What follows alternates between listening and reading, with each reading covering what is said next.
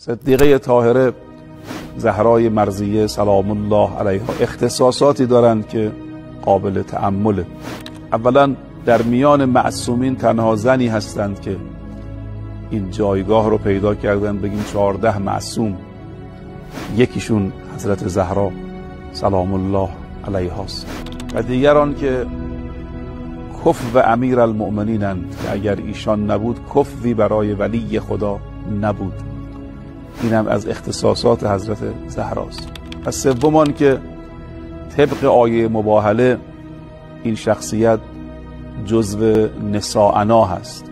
در آیه مباهله در سوره آل عمران هست، خدای تبارک و تعالی از انفسنا، ابناءنا و نساءنا نام برده و مصداق مهمی از آیه شریفه یا مباهله ایشون هست.